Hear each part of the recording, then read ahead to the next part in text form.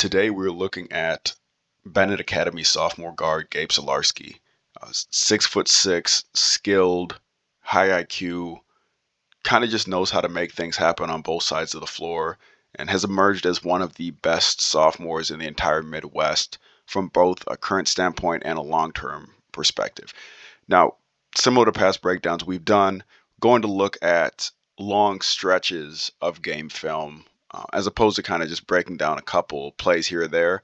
We'll have a few of those, but the biggest thing is to watch kind of the impact on both ends, look at some areas where maybe he could improve on, and then really kind of just highlight what he brings to the table. So this is Sularski against St. Charles East a few weeks ago. Really back and forth game to start. St. Charles East, a very scrappy team. So we're going to look at a couple different parts of the game in the first quarter, a little bit in the second half as well. So Sularski 25 in the corner here. Benet running their kind of typical split action off the ball, a lot of staggers, a lot of movement off the ball to get guys open looks. St. Charles East came out of this game super aggressive. So the start, they lost him right away. A lot of left-handed players kind of are expected to be solid shooters. Sularski, I think, even in the last year or so, has really become proficient on catch and shoot. Now, this is a wide open one, but you see the clean stroke.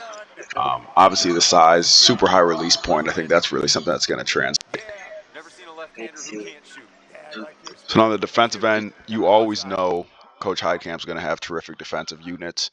We're going to look at, still a younger team, look at some of the different actions that they have. Good on-ball defense from right there, going to force a travel. And again, with Jaden Wright, Blake Fagbemi, they have two really good on-ball defenders to kind of spearhead everything. Sularski's mostly off the ball, so he's guarding a lot of threes, fours, if you're breaking it down into numbers. But he's capable of guarding the twos. He's really started to work on that defensive impact as well. And that's going to be beneficial as he grows. So we see here run and jump. In fact, Bemi did a really nice job this entire game handling the traps. Good skip pass. And that's knocked down. And that's on point, on target. Now, Sularski's playmaking to me is his number one skill. He does a lot of things very well on the court. Definitely can score the ball in bulk. Good rebounder at his size. But his vision in the passes he makes, and we're going to see, this is just one game, but you're going to see plenty of high-level passes here. So here he's getting up to jump. Now, some coaches are split on the jump pass. I don't see how you can be a high-level guard and not have the ability to make that. What I will say is one area for improvement for Sularski is figuring out when he needs to. In this scenario, he's in traffic, decent size on the ball.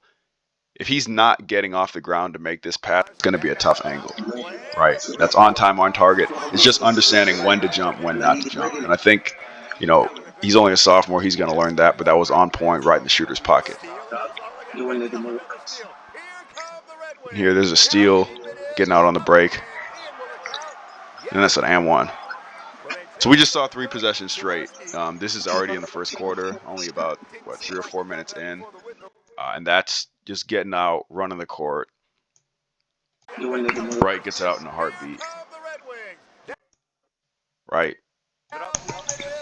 Could hit Polyacounis there, but, that's in traffic through contact. Confident going up. And one thing that may get overlooked, how skilled he is with both hands around the rim. A lot of players, and I think this really ends up happening with people's perceptions of left-handed players, but a lot of guys are really just strong hand dominant. He's able to score, create, finish either way around the rim there. So we'll go a little bit up. The free throw, he knocks it down. So at this point, the game's 11-7. Like I said, St. Charles East came out of this game ready to go. They were trapping, running, jumping, try to change the tempo up. Benet's a very deep, talented team. Really good defense. That's a great hustle. He gets it off his knee too. I think Blake's done a terrific job so far from what I've seen guarding the basketball, taking care of the basketball as well. Very dynamic offensively, but when you got him and Wright Patrick Wallace also a very effective defender. It's a great place to be as a guard. It's a nice slip there from Sularski. Now they're going to get into some action. So again, St. Charles East did a lot of run and jump to get them out of their typical kind of split action off the ball.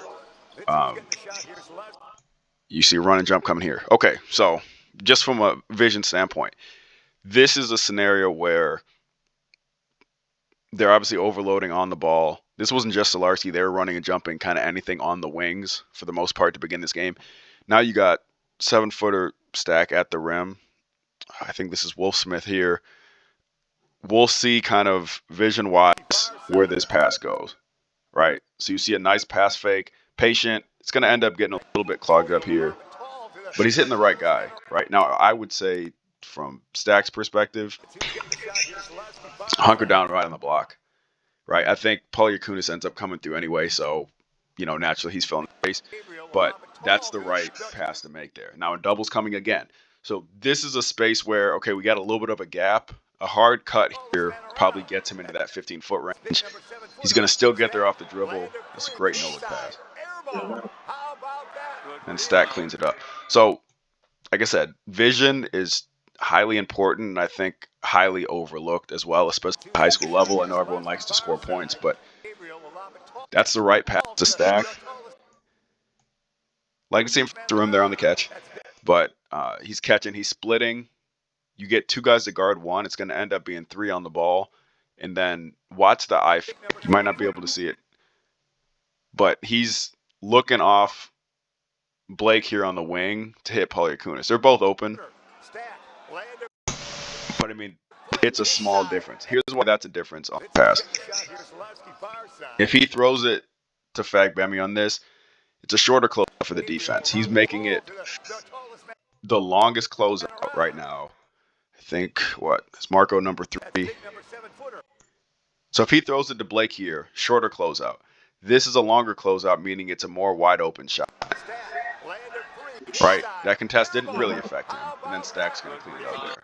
So we're already seeing a couple possessions, the vision, the ability to get the rim, the ability to shoot the basketball. Still solid defensively here. All right, so defensively I think is an area where Gabe's going to continue to improve. Very competitive. He's a gym rat and he actually studied the game, so I think those things kind of go hand in hand into being an effective, at least positional defender. Here, though, this is, I think off the ball is where he's really got to figure out how to use his length to be very impactful. And I think he's already, so far this year, shown that he can do that capably. Here on this skip, so 2 passes away, Jaden's kind of already in the right spot.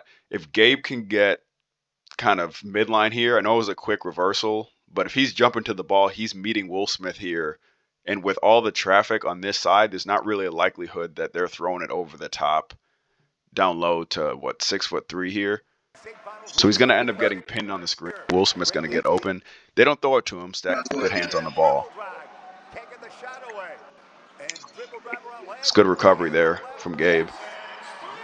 And Monkmeyer's going to hit that 3. So 14-10 at that point. Going to skip ahead a little bit to the next kind of set of actions here. All right, so this is a little bit later on in the first quarter. About 1:33 left. Bennett's got a 14-10 lead still. So again, like I said, St. Charles East was mostly half-court man with a little bit of run and jump concepts mixed in there. So you see they go right away on the catch. So if it's a surprise situation, I look at the reads a little bit differently. This is kind of how East had been playing defensively.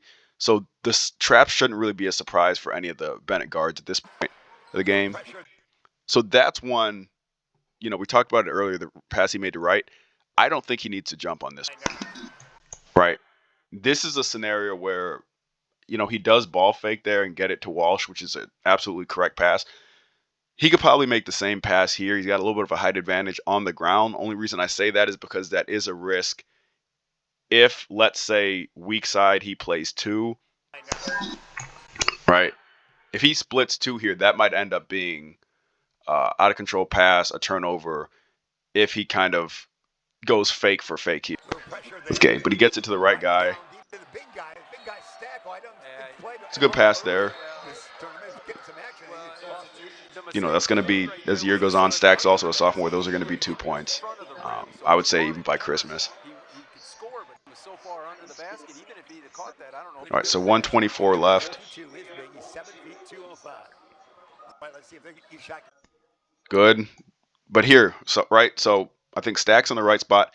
Gabe, again, 2 passes away, split the midline here. We got to get more in the help side. If he gets beat, obviously you're sending him to 7 foot, so we're confident in that. Now, they are getting a cross-screen action here, so, you know, Stack's in the right spot, but let's say Colin goes up with him. That help may turn into Gabe's help here. You're not really as worried about that long skip pass right now. Good recovery, ton of length, a ton of athleticism for this Benet team.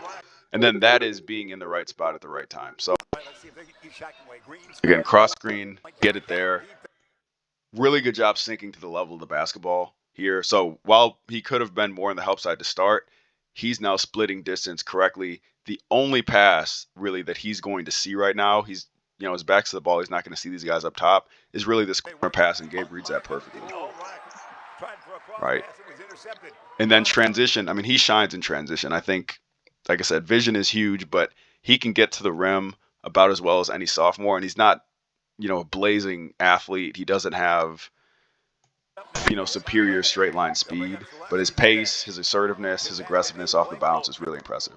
So now they're getting that split going, weak side, the staggers. Really good take from Blake. I mean, they just got guards all over the place. Like, Sularski can play some one. He might not have to, really, other than spot minutes this season with what Jaden Wright and Blake Fagbemi can do on the ball. We're going to get a legal screen. We got about 51 seconds left in the first here. 16-10 for Benet. And as we've already seen, Sularski's created stuff offensively. Other 16 points, he's probably created, you know, 6 to 10 of them already. All right, run and jump again. Polyakun is here. This is one pass fake to Fagbemi or Gabe. Stack's about to be wide open here because of this kind of scramble situation they put themselves in the run jump. Really good kick out, and then that's knocked down. Can play on and off the ball. And a lot of times, you know, talk about, you know, seeing highlights of kids doing all these things with the ball and making combo moves and everything. Sometimes the most effective players are the ones who keep things simple and do things efficiently, because when you get to college, that's what's actually going to get you points. If it only takes you one dribble to score, you're going to get more shots up than the guy who has to take 15. So here, really good pass. Blake's lefty as well, right in the shooting pocket. And then, like I said, that high release point. I mean, that's exactly where you want the ball coming out if you're talking about just textbook shooting. Super high release. It's going to be tough for guys to contest that. I wouldn't be surprised if he grew a few more inches too. I mean, that's a shot he's going to be able to get off and make at the next level. Got about 30 seconds left. Like the aggressiveness, but see how now we're out of position a little bit. He could have this same mentality here. Okay, wrong hand, meaning he's going out to close out, get that steal with that right hand. He loses his guy when he does that. So when he goes to get this steal, Gabe could turn, face his defender, kind of use his peripherals, use that left hand to get in the passing lane. That way, if he does go backdoor, he can still see him. So he was kind of gambling on this to an extent, right? Now, if he uses that left hand, he can get back quicker than using the right. So they are going to get the backdoor. You notice here, this is a Benet staple. I mean, these guys help each other every single year. There's, in the last decade, I don't know if there's a ton of programs who have really been as consistent in knowing what you're going to see from a teamwork and a development standpoint than what you see from Benet. That's not surprising, right? Gabe gets out of position there. It is what it is. But next guy's there to come up and help. So we got 19-10 right now with about 27 seconds left. Again, before even seeing the possession, we had to assume based on what's been going on, any pass to the wing is probably going to be trapped right away. So they're keeping the space. Here they come. Right now, knowing that Blake could probably sneak into this open space, someone needs to attack middle here.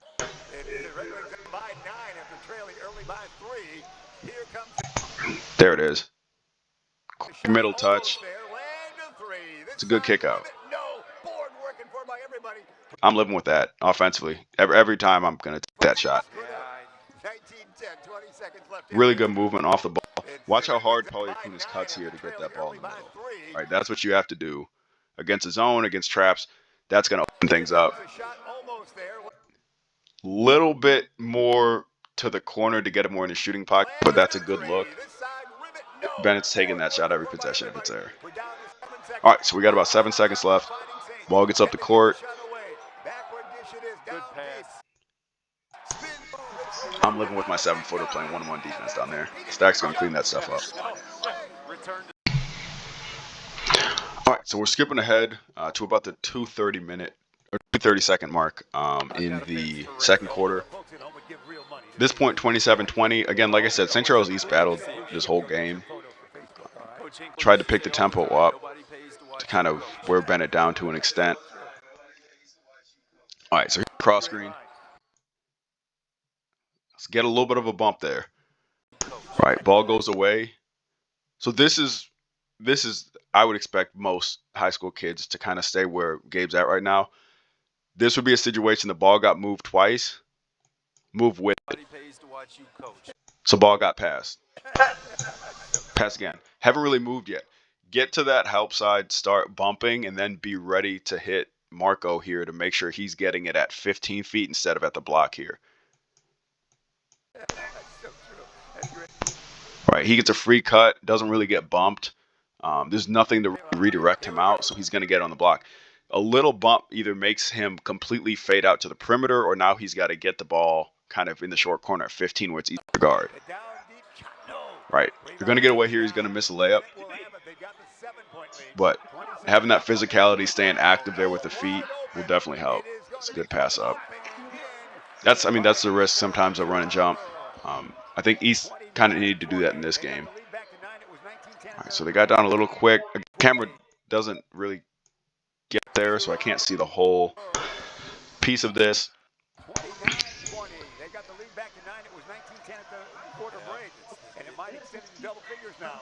All right, good job by Wright getting it up the court. Good kick out. That's a nice pass. That's a really nice pass. So again, on the catch here, his penetration has gravity naturally because it's with force. If you don't have that kind of aggressive nature when you're a downhill driver, guys are not going to bite on it, and you're probably not going to get that many open looks, particularly at the next level. He drives here in the defense. I mean, he's already probably has 6 to 8 at this point. Really nice pass. That's knowing where your guys are at. It's, again, a good fake to get the ball where it needs to get to. Right where it needs to be placed. And then Walsh is there. Again, Walsh is another guy. I mean, he's a senior for them. He's going to have a really good season. Skip ahead a little bit more.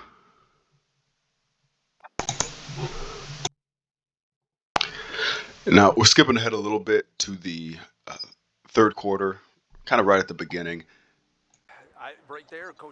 Benet ended up kind of really blowing it up at the end of the second. 18-point lead at this point. So we're going to watch an extended stretch right now. It's got their flare screen away from the ball.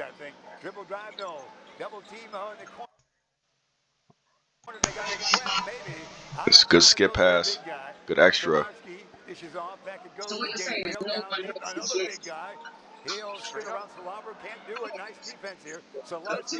a good look. I'm telling you, that catch and shoot three right now is a serious weapon. It's just good movement. Again, it's simple, it's efficient.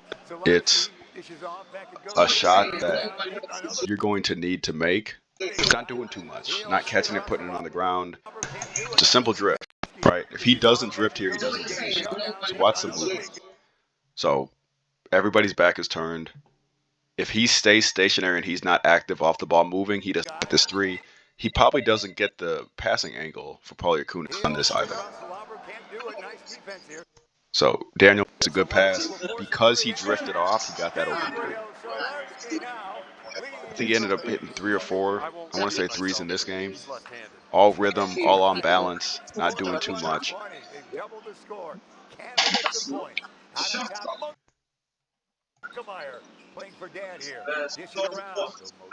Ball. Again, stay active, feet active, ready to move. A little bit more of a stance here, right? Like, I want to see a jump to the ball on that pass. Right, picks it up. The ball's in the air. I'm jumping up right into this gap. Right, didn't really move enough here. Very good closeout, right? I want to see that same energy when the ball gets rotated because that help side is just as important if he does drive that gap. Now, you do have help. Parker's down low, but just getting in the habit of kind of being in that space. It's a good three off that. Good kick out by Monkmeyer. Having a nice shooting night. 2 for 2 from 3, 4 for 4 at the line. Right, so back in their motion. So at this point, the trapping did lead to some open threes, some open layups. They didn't do it as much in the second half. Right now it's an 18-point game. Got that little flare screen. Again, this is an action that's very difficult for teams to guard, and it has been for years on years for Benet because they teach the guys to make the correct read out of this. So you get the flare. This actually could have been a slip. You know, this is just a thing here, but let's go back a little bit more. Jaden Wright here actually had a split second where if he slips to that ball side block because, you know, he's not really guarding Patrick Walsh to the extent where he's not going to be there. He actually had a split second. He could have slipped this, get a layup. Not that big of a deal. Still getting motion here. I like the crash. Right, and we're going to actually see that, I believe, in the next few possessions. It's too easy on the middle drive. Keep this ball to the side. Definitely capable of it. So I like the hustle back. Keep those feet active, though. Feet active. Explode off that, right? Cut them off at the elbow. Here, Wright can probably sink off more because there's not a volleyball line three that's about to come off that. Let's cut him off before he gets to the volleyball line so he doesn't even get the paint touch. We don't have to bring that help. Good length. Again, good contest. Good job balling up there at the end. It's a good pass ahead. This is a good finish. Again, it's a quick rim run here. This is a 1-2 kind of combo guard sprinting the court to get a layup. This isn't part of the play. There's no play that says, oh, you know, Gabe, run the court, get a layup. This is just a basketball player playing basketball. Run the court, looking up, sprint your lanes. Teams work on it every day. There's not enough kids who take advantage of it. To this point, he scored most of his points on simple, just smart, efficient decisions. You can get 6 points a game, and he's going to be able to get 4 to 6 on free throws and layups in transition because of the guards that are on the team and because of his ability to finish and play through contact. Skip ahead a little bit. Getting the ball out of bounds here. It's about 6:10 left in the quarter. Probably keep that one out of the paint. Take it away from the lefty. Good pass there. Love to see a team run the rim like this. Look, advance it up. It's a good catch. Not an easy catch either. And then Daniel's running to the rim this time. Good positioning, good left hand there to finish. When you move the ball like that, you encourage guys to run. That's why there's so many guys you see on Benet year by year that are willing to run that. Oh, that's a great stunt. Finish the possession, though. So this is what I like to see in terms of off-ball movement. That possession earlier in the quarter when there was that reversal here to the left wing, getting it to the corner. He didn't really get in that gap at all. You know, didn't jump up into that line. Here, this is textbook. Good stunt, got himself in position where he could get a deflection there. Now that extra pass, Walsh is rotating up, so now they're getting that extra one here. A little bit earlier help on the weak side. So Jaden Wright drops. This is a shot. Paulie Kunis wasn't able to get up to block that just because of where everyone was at. But that was a good stunt on Gabe's part there defensively. So 45-25 it is. All right, so now they got it to the wing. Now they're bringing the run and jump. Again, that's a good pass. It's another good look. Again, moving off the ball well, reacting to pressure, not being panicked. It's actually a tough spot to catch it because that's one of the, anything from volleyball line to volleyball line, that's trapping territory. Not really a spot you want to be because you do that half court line. Uses his dribble to get around it, picks it up. Again, it's even throughout the game. We saw he made a couple jump passes in that situation earlier that he may have not needed to make. Here he makes a strong snap over the top. Good drive back middle, good kick. Again, drifting off the ball to get that look. High quality shot. For a kid who I think, could easily shoot 40% from three this season. Get the rebound. Good pass. That's a good look. Good job running the court again. Probably could have gotten this pass up a little bit quicker. But good cut there from Sular. The shot he's normally going to make.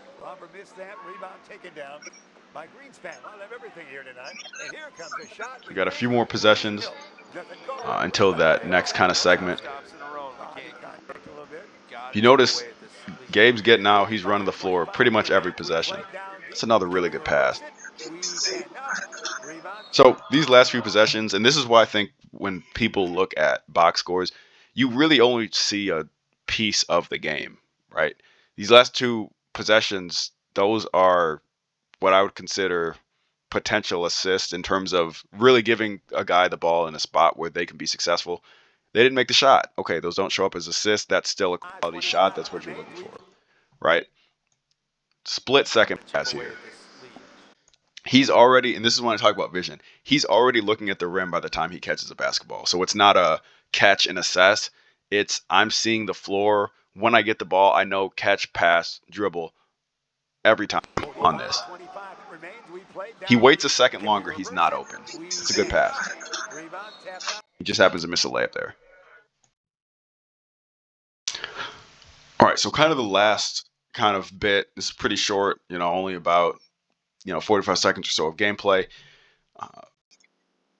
Just to wrap this up, so this is a fourth quarter now, early on.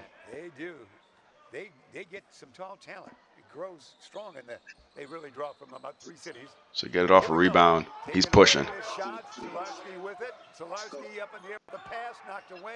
So we talked about earlier kind of with the jump passes, with the different looks to get off that, and the reasoning for when you do and don't need it.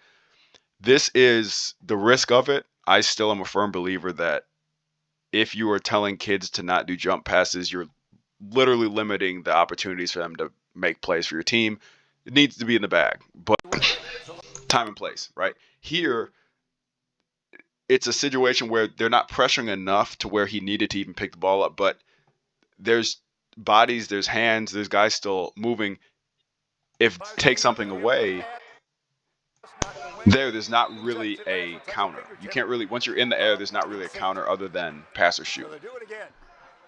Just would like to have the Fighting Saints for St. Charles fans, East fans, to really get into this fourth quarter to give them inspiration for the next game. Absolutely. Here it is. Let's see how they play. They can take their time. They've got men off the bench in there now, as they mentioned. We'll see some movement here. Stack's going to post. Good kick out. That's a great pass. That's a terrific pass. Again, what is this, guy? It's another jump pass, right? But time and place. This is a fake to get the ball to Stack, and he's going to end up hitting a quarter weak side. Actually looked off to Walsh on the outside. That's a high-level pass. And I know positions are positions. He is a capable point guard. He's going to play a lot of off. He'll play 2. He'll play 3. The versatility is there, but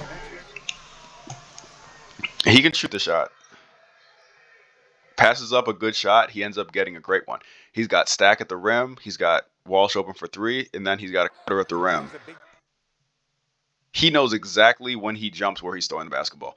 And the thing about this is, even if that does get taken away, right, he does have the IQ at this point, and because it's a 2-on-1, he can pick apart who he wants to get the ball to. He could have done the same look off at the rim and thrown it and hit Walsh for 3, and he's capable of hitting that shot. This is just a great manipulation of the eyes. He could actually do the same fake here, look off on this left block, hit stack at the rim, since he does have the height advantage there at 7 foot. That's just the high level kind of basketball IQ from Sularski. And like I said, versatility is really his biggest thing. So when I watch him play, there's just so many layers of things that he does well. And I mentioned this earlier, but when you talk about someone who is intelligent, who is driven, who has all of the habits that you really look for from a studying standpoint, from understanding of the game, and from wanting to be great. I think there's a lot of talented kids who would like to be great. I think there's a difference between the ones who are focused on getting there. I think he is intangible wise about as good as you can get. Terrific support system from his parents to his sisters who are going on to play in college to his uncle. This is a terrific support system. Great kid, very high character, and a very talented player. And it's hard to watch these games and understand that he is only a sophomore who is actually young for his class. He could be a freshman right now. So there's so much upside wise to look at, and that's why you have the Michigan States, you have the Illinois, you have these Big Ten schools and ACC schools already reaching out to him and offering him, because he just gives you so much already at a young age. And that vision that we continue to show, the shooting ability, the ability to get to the rim, finish through contact, the rebounding that, he showed throughout this game. We didn't see all of it, but he has that ability on the rebounding side. And then defensively, if you looked at the way that he guards on the ball, even compared to, let's say, in March, I mean, there's just an obvious level of improvement. And for someone who is as young as he is, there's no doubt in my mind, especially under a Hall of Fame coach like Coach Heitkamp, that he's going to become an above average defender who's going to be able to be effective on the defensive end of the college level. So, Sularski, I think, is a kid with all-state ability, even as a sophomore. But I think his focus is genuinely, I know people say this all the time, if you watch him play, his focus is purely on winning the game. If that means he has to score 5 points and get 10 assists, that's fine. If that means he needs to score 30, that's what will get done. And I think that's why it's such a joy watching him, and really this whole Benet team. I think even though they're younger this year, this is still going to be a team that nobody actually wants to see when it comes to March.